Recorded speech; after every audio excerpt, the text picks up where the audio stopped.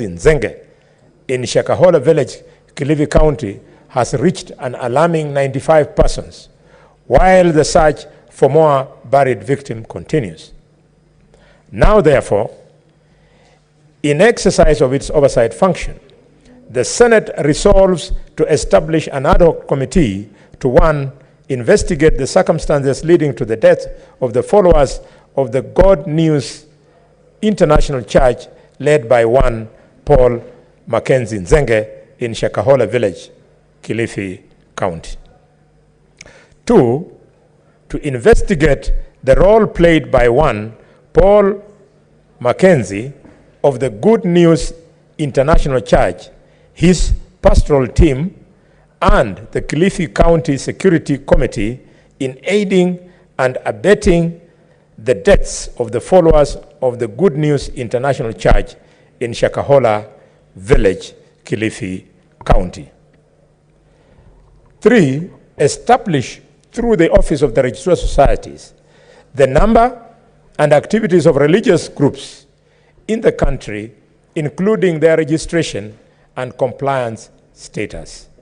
4. Audit the legal and registration framework for religious organizations in this country. And 5. Develop a legislative proposal on regulation of religious activities in the country. And 4.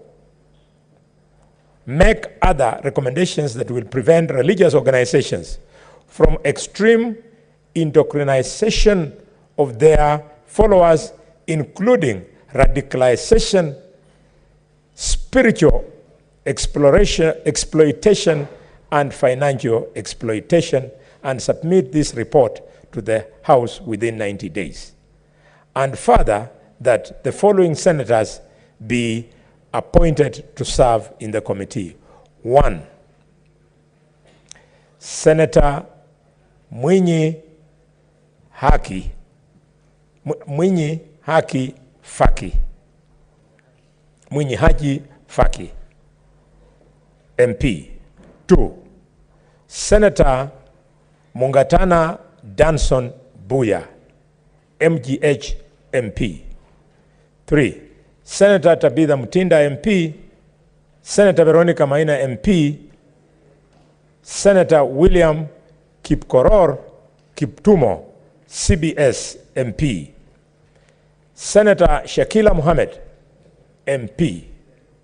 Senator David Wafula Wakoli, MP. Senator Hamida Kibwana, MP. Senator Richard Onyonka, MP. Senator Eddie Okech, MP. And Senator Abdul Haji, MP. Mr. Speaker, I wish to move this motion, and I want to make it brief because this is a matter which has come before this House twice. Members have spoken to many of the issues, but I want to appeal to colleagues that we stand behind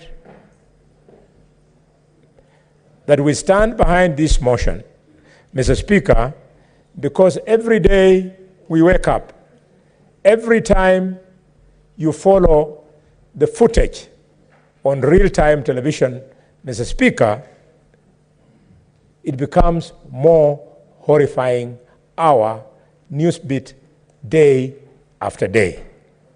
Mr. Speaker, it's appalling that only yesterday, in the home of this man, in his own compound, which he calls home, where he lives with his own wife and his own children, they found a mass grave that had children aged between 2 years and 12 years.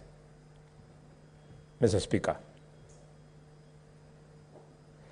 how a 2-year-old, 3-year-old, all the way up to 12 years child can refuse food in the name of fasting beats logic. In fact, Mr. Speaker, in the immediate neighborhood of his house, of his compound, they then got another locked house And inside the house, they found little boys.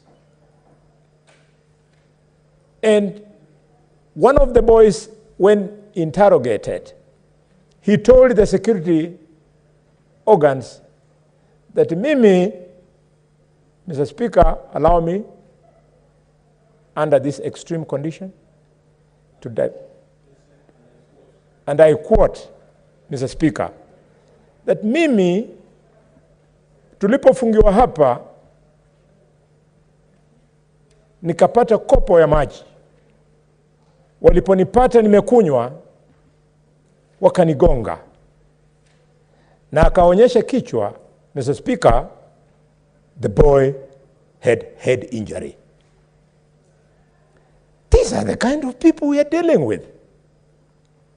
And this committee, therefore, you owe the 53 million Kenyans that never again will a Christian child, never again will a Muslim child, never again will any child of this country be denied an opportunity to drink water, to eat food in the name of religion.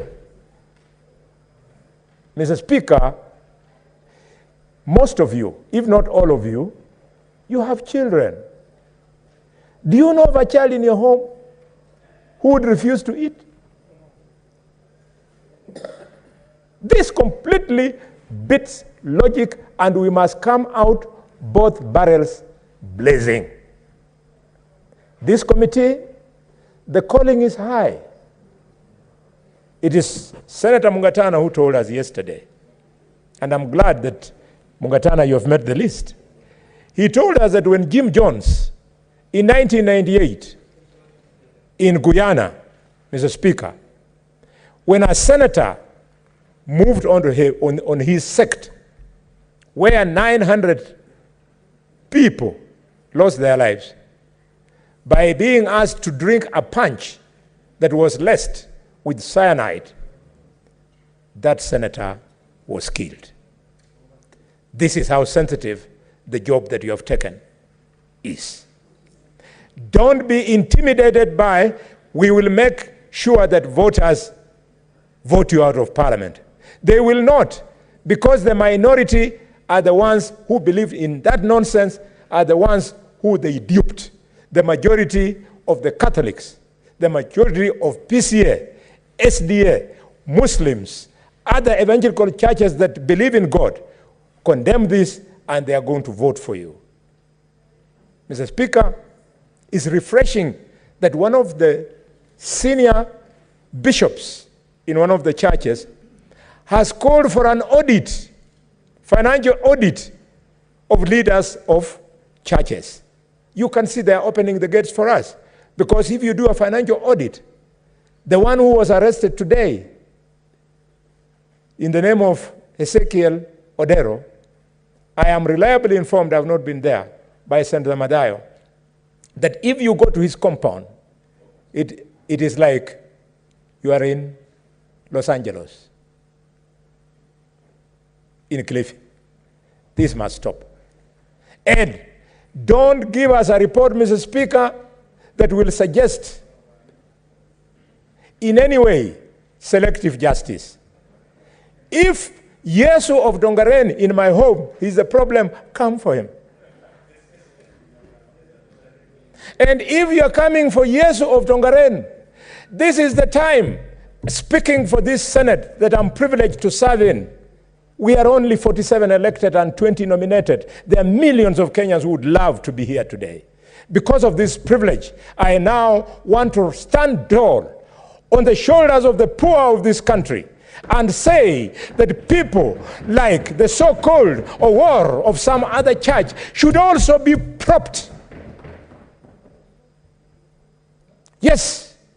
How can somebody stand at a marketplace for 2, 3, 4 months and people keep on dropping their sadaka, ends up buying a public address system, all of a sudden they dupe little boys and girls, they sing music in the evening, they collect sadaka. Before you know it, he has bought a vehicle. Before you know it, he has opened a church. Before you know it, he has opened a television station. Yes, television stations.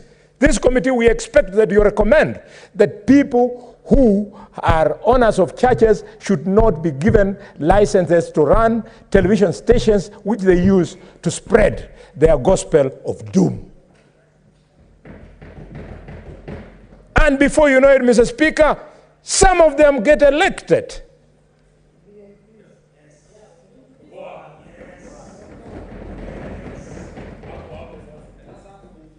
Mr. Speaker, in the lower house, at the entrance, they have inscribed that Parliament is for the welfare of society and the just government of men. But these days they say the just government of the people. So if we are speaking from this floor that is for the welfare of society and the just government of men and women, then this government must refuse that Kenyan children should die in the name of religion.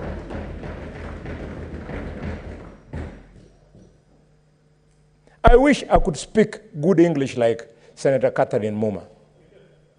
She said here yesterday that there is no way you can punish this character. Even if you kill him by squeezing or doing all manner of things, you will not give us justice. As a father of beautiful little girls and beautiful little boys and a grandfather of other children, we are going to fear nothing and make sure that the church operates in the letter and spirit of Article 32 of the Constitution. They read the letter, they refuse the spirit. The letter says any person enjoys the right of worship. That letter does not mean the spirit says that if that person believes in fasting as a way to heaven, then that person should force a child who has no idea about the pros and cons of faith to again fast. In fact, at the risk of annoying my colleagues from the Islamic community, months as holy as the Ramadan, at the risk of annoying Catholics to whom I belong, days as holy as Easter, where we fast, that fast should not be extended to children. We should only allow fasting for adults who make a choice, but children to go and play football, to go and play makola, to go and play shicholo, to go and play itiolo, Mr. Speaker, and not be locked in rooms so that they lose their lives. Supposing I had been suffocated, who would today be advocating for the poor? Supporting Oburu Odinga was suffocated to death. The man came to Parliament at the age of 51 in 1994, and like a colossal, he has made his contribution to defining the destiny of this great republic for the last 30 years. The boy you are killing today is the giant who will become the Obama of America. Mr. Speaker, sir, I move and request the leader of minority, the senator of Kilifi, to second this motion. Senator Boni, you are supposed to move the motion in its amended form and beg the permission of the chair to do so. Thank you, Mr. Speaker. I'm so guided. I thought when I opened with that remark at the beginning, I move, Mr. Speaker, sir, that this motion, I've moved it under Standing Order number 63, and I beg the Speaker to oblige.